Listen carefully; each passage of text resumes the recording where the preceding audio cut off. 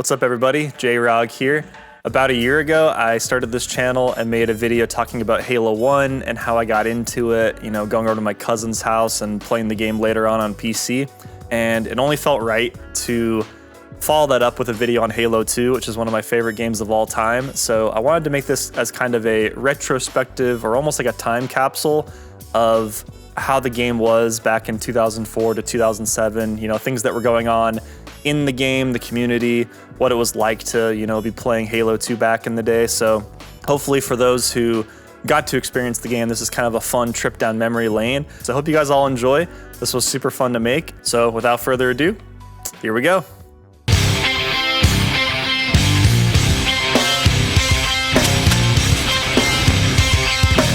In my opinion, the campaign was even better in Halo 2 than Halo 1. There are so many fantastic levels, like the first couple where you play as Master Chief, where you start off on Cairo Station, and then you work your way down to Earth. Like those Earth levels are so good. I don't even know how many times I replayed those, like those 2 levels.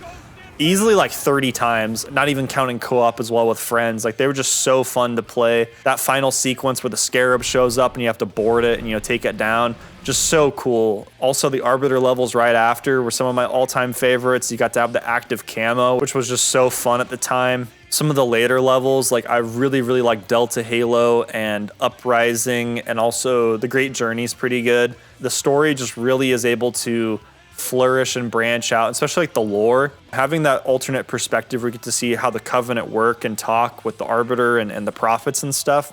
It just like really helped build out the world. Just like the world building is a lot more interesting. The first game for Halo 1, it's pretty contained, pretty simple, not a whole lot going on, but I think having the 2 perspectives and just understanding how much bigger this whole universe feels with the 2 sides.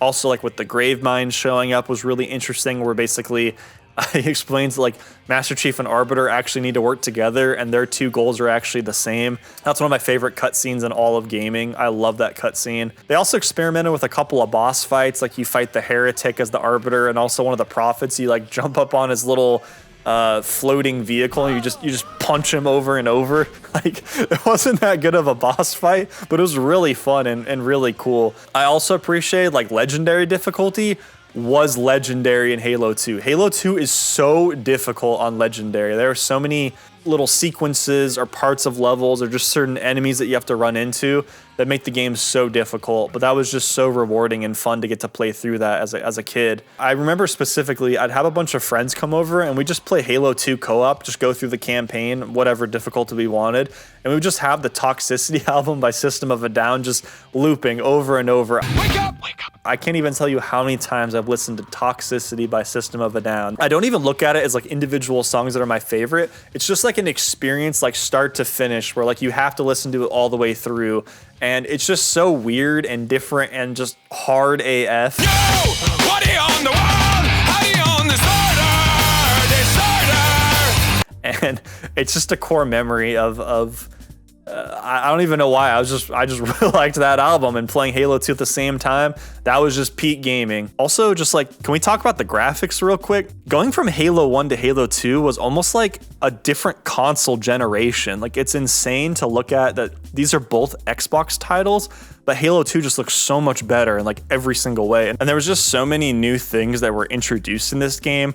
You had dual wielding for the first time. You could board vehicles and like punch the people out. The vehicles were also destructible. There was also a lot of new weapons. Like you could finally use the energy sword, which was so cool. And this was also the first time you could play as the Arbiter, which I remember a lot of people were really mad about that when the game first came out. They didn't want to play as the Arbiter, or I think it's more so they just didn't want to play as anyone besides Master Chief because Master Chief was so cool. Another thing that I have to touch on is the music. The music was absolutely incredible for this game. There's so many iconic songs and even just like background music that you might not recognize, but it's just like super iconic now at this point. The main composer guy named Marty O'Donnell, he made so many good songs in the first game, but I feel like the second game, like he really hit his stride. I feel like I can't praise that guy enough. Marty O'Donnell just really hit it out of the park for the second game. I mean, I liked it so much as like I said, like a 12-year-old. This was the first CD I ever bought, the Halo 2 original soundtrack. This album, probably more so than anything else, made me want to start learning guitar. or at least like start putting into my head like, hey, guitar's really cool, like this sounds cool, I want to try to learn that. I think Guitar Hero later on is really what kind of drove me over the edge. Like I really want to learn guitar, but I think this album in particular, or like at least the soundtrack, if you will, this is what made me start thinking about like, hey, I think I want to do this, and I think guitar is cool, and I'm also starting to pay more attention to music. So definitely have to talk about the Halo soundtrack. It's incredible. Out of the box. Out of the box. Another thing I wanted to touch on were all like the glitches and bugs and just cool secrets in the game that I don't feel like you see as much nowadays with modern games, at least things that like, you know, they get patched out really soon. Okay, first off the bat, there's these things called super bounces that essentially you would like crouch in a specific spot and then you go jump on a certain spot and it would just launch you up into the air like super high. And this is how you could get out a lot of the maps. And you gotta keep in mind, this was even before like YouTube was really a thing. So this was really early on, like early YouTube in 2005, maybe a little bit of 2006. So there wasn't a whole lot of footage early on to even know how to do these things. So all this stuff was just getting discovered and like shared in like forums and stuff and like really shoddily explained, you know, in like text files and stuff. So it was really fun to discover this, and like as a kid, it just made the game so much more enjoyable, and it felt like there was all this stuff to discover, and like I don't know how much the devs put intentionally. Like obviously the Scarab gun was put there intentionally. It's this really sick gun that it looks like just a normal plasma rifle, but it just shoots this huge energy blast that just wipes everything out, and it was really high up, tucked up in like a skyscraper. But yeah, I don't know how much of this was like intentional or what, but I thought the game was just so much more fun because of it as a kid, discovering all these things, going into custom lobbies, having people show me, you know, how to do these things. Because not everything was like for sure confirmed at the time, there were some secrets that people thought were real or like still trying to uncover. Like I remember, because there's this billboard of like a golden warthog on this map here, people thought that, you know, there was a way to unlock the golden warthog, and I don't think that actually was a real thing, or at least I don't remember ever seeing videos of it being true, at least without mods. But that was just a cool thing. It was like there were secrets that were real and secrets that like, you know, it could be real. And that was just a different time where not everything could be confirmed, or at least just like videos of it confirming it one way or the other. There's also really funny glitches, like if you assassinated someone on midship and their neck went through this little energy barrier, their neck would just flip out and go crazy. And that was just like I said, just these like wacky things that like they probably would totally get patched nowadays, but it made it really fun to go into custom games just to like do that and only that, and just like watch it and be amazed at like how the game physics and the engine just all work together. I remember you could also get into the Pelican and ride away, and then eventually, like once it reached its, I don't know, final destination, it would just start flipping out and spinning like crazy, and like all the Marines would die, and that was just super funny, and there was no way to get back to like the regular campaign level at that point, but you would still just do that just to watch it like a few times. And there's also really funny glitches, like you could sword cancel like across the map. I remember doing that on Coagulation, where you could just literally fly across the whole level. There was also this thing called butterflying, where you'd have one person stand on top of you and you'd be underneath, and you would sword cancel while the person jumps. So this lets you get out of certain levels, and you could literally like kind of ladder your way out of levels, and that was super fun to do. I remember doing that on turf a lot. Also certain vehicles, like I remember I think it was called the Spectre, like the purple Covenant looking warthog.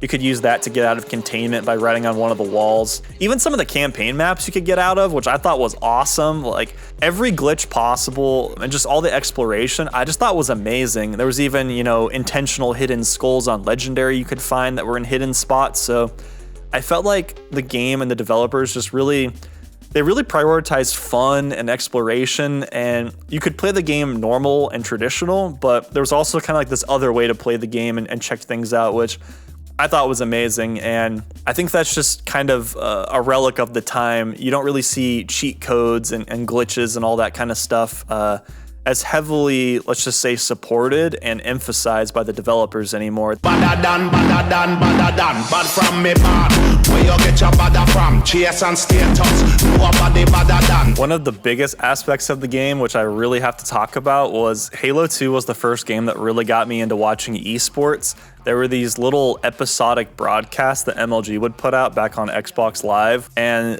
they showed what was going on for the MLG tournaments for Halo 2 at the time. And I just thought this was the coolest thing ever. I mean, you had teams like Final Boss, Carbon, Straight Rippin', Storm Ventures, like all these different teams and storylines that were happening, and it was just so new and cool and refreshing. I always thought I was pretty good at video games, especially compared to like my friends, but seeing these people that were getting paid to literally play my favorite game, I just couldn't even imagine something like that. They all seemed so cool. I remember there was like Red Bull sponsors for Walshy on Final Boss, and the whole thing just seemed so, I don't know, almost like surreal. Like it just felt right. The commentators were fantastic. This was even before Chris Puckett got added for Halo 3, who's one of my favorite commentators of all time. You had like Sundance and then this other guy that would do these play-by-play commentaries, and they would show the map kind of like zoomed out, almost like Quake-esque, where you could see where the power-ups and the weapons were. And there were these glitches that I just don't even know if I ever would have found out about without MLG and some of the pro players. There were these glitches called the BXR and the double shot. For the BXR, it's literally the buttons on the controller. You'd press B and then X and R. And what this would do is it would cancel the reload animation, and you'd be able to do a melee and do a headshot, which was an instant kill. So it was almost kind of like having a shotgun with the battle rifle, where if you're up close, you could basically kill someone in like 0.2 seconds. It was just crazy. And there was a lot of really fun outplay potential there, where someone that was low shields could turn around and BXR someone. That was my favorite thing watching like Walshy. I remember specifically he would always get highlighted in those MLG broadcasts as he was really good at BXRing, or at least he got it a lot. With the double shot, it allowed you to basically get back into a fight if you were getting shot in the back and you were already down a shot or two. So what you could do is you could do 2 shots normal, and then you could finish it out with a double shot to kind of make up for the time that you were already losing the fight. So there's a lot of also really crazy outplay potential there, and a lot of people getting turned on, people screaming. What happened? What did happen there? And then you could even take it a step further, and you could do 2 double shots in a row, where you could do a double shot, swap your weapons, so you do YY, and then you do another double shot. That was called a quad shot, but I don't even know if I ever saw that once in like an actual pro match, but there were people that were doing it in montages back in the day for Halo 2, which was super hype. And there were so many storylines that were just so captivating at the time for MLG. Basically, the best team ever was this team called Final Boss, and they just seemed to win everything. They were always in the grand finals, basically every tournament, and all the other teams were just kind of fighting for second place or trying to challenge Final Boss. The upward dead, upward is dead. Come on, Team Tizzle. You beat down Daddy T, the best player in the game. Don't choke Bungie! And destroyed Straight Rippin' in the final 2 games of the series. What's the score right now? I think it was mostly just because Final Boss had really figured out how to really play Halo at like a high level a bit faster than some of the other teams. They just had better setups on the maps, better teamwork, better communication. They just took it a lot more serious. They were definitely more professional. I mean, they even had like matching t-shirts, while some of the other teams, they just showed up in whatever. It was just a different time back then. You didn't have like, you know, official teams and sponsors and all that. Basically, like Final Boss was just winning everything, and then there were these underdogs, these like high schoolers or freshly graduated high schoolers that made this team called Carbon. And it was just super hype seeing basically these underdogs come out of nowhere, challenge Final Boss, and actually win the national championship in 2006. They won the whole thing, which was awesome. I was a big Final Boss fan, so I was like, dang, like Final Boss is my team and they lost. Like I hadn't really gotten that into sports before that. So seeing like your team lose for the first time, I was like, well, like this is the worst day of my life. But then next year, Final Boss, they bounce back. 2007, they show up and they kick everyone's trash, and they kind of just stomp everyone. Like I think Straight Rippin' might have won one of the events that year, but it was basically the Final Boss show. And speaking of just having fun and kind of just messing around and doing whatever in the game, this was also the first time I'd really ever experienced custom games and, you know, playing with an online community where it wasn't all just about, you know, official servers and ranked modes and stuff. You would make friends with just random people online, and then you go play custom games together. Like, for example, for zombies, there wasn't an official zombies mode. You would just have like one person start as green and everyone else would be like red color usually. And then if you got killed by the green guy, you'd have to switch teams to green. And it was kind of like an honor system you had to play. And I remember on the map Foundation, that's usually where it was played, there was a room with a bunch of little objects, and you could kind of like walk them and push them to block the front door. And that was just so fun and like organic. Like I said, it wasn't like in Halo 3 where you have like an official zombies forge mode, you know, with all the stuff built out. It was like a mad dash to get to that room and start blocking the door with the crates and stuff while the zombies, you know, tried to slash it with the swords. And that was just super fun. And I remember also playing like really early versions of like a fake big team battle D-Day on Zanzibar on the beach. Also, like, I don't even know how to really explain these two modes, but there's this game mode called Tremors and also Troy that were both played on Coagulation, like the Blood Gulch remake. Also, just like normal game types that people know, like Shoddy Swords on Ascension. Like, that was just a true classic, fighting for that tower over and over. Being able to hop on a game, play with people, and have like a full multiplayer lobby and experience this other side of a game whenever I want, as much as I want, was crazy. One of my distinct memories was there was this free-for-all game on Ivory Tower, and just this guy, like, he had like the open mic turned on where you could hear everything and the whole lobby could hear him. He was just reading like the Yu-Gi-Oh handbook out. Like, he didn't even play the entire match. He was just trolling reading the Yu-Gi-Oh handbook. I also remember there was a dude who fell asleep on our team.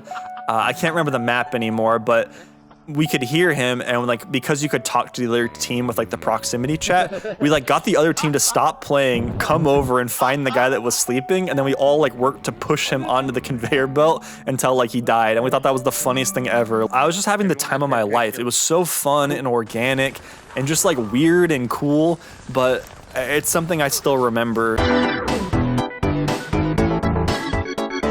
And speaking of content back in the day, we have to talk about Hollywood Halo. These guys were like the OG OGs.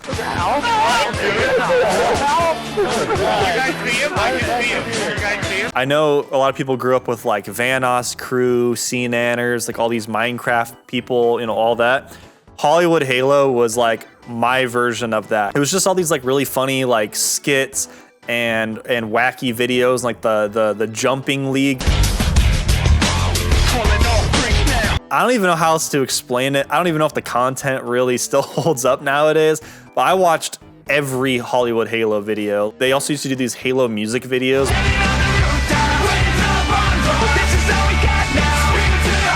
So like amazing at the time, just so much better than anything else that was out there. And speaking of songs that I found through random videos online in Halo, they did a music video for Monsters by Matchbook Romance, which I still have on my rock playlist to this day.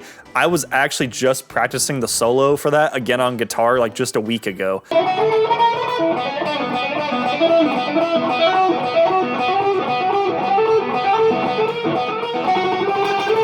That song and like just those content creators have just been a part of my life for so many years. And yeah, I definitely have to touch on Hollywood Halo, a real era that if you missed out on, like, I'm sorry, but they were the best. They were so awesome. I watched all of their videos. I also remember watching Red vs. Blue for the first time. Red vs. Blue was just like huge. There wasn't really YouTube, like Rooster Teeth was its own website, and that was just massive at the time. I even still have a couple of the DVDs, like some of the seasons that I got from GameStop, and because I got so invested in Red vs. Blue and just Halo and kind of like the culture, I think honestly because of those creators and just watching that content, that made me want to try video editing and like learn how to do it in early high school. And I don't think I probably would have gotten as into it, or at least tried it as early, if it wasn't for a lot of these like Halo creators and just productions back in the day. There's so much I could talk about, but one last thing that I really want to talk about was just Bungie was like the epitome of cool, both in their game design philosophy and also just their public appearance, like their PR. At one point, there was a bunch of like DLC maps, you know, extra multiplayer maps that were released that you could pay for either online and download them, or you could actually get them on a disc. And I could be wrong on the timeline, but I think it was about 6 months or so after those maps came out. They just gave away all the maps for free, so you didn't even have to pay for them. And all of the maps will be free for download by the end of the summer, making the $20 expansion an unnecessary buy. And like, Call of Duty could just like never, they can't even fathom doing this nowadays. Like, they're still selling those old map packs from Black Ops 3 for full price in 2024 on Steam, like a bunch of clowns. It's just so pathetic. And I don't want to get too into like the whole microtransactions and all that stuff nowadays, but like, this was just a different time period where it really was just a happy time to be a gamer, and everything just seemed to be going great. At least that's how it felt to me. Thank you all so much for watching till the end of the video, and until next time, have a good one.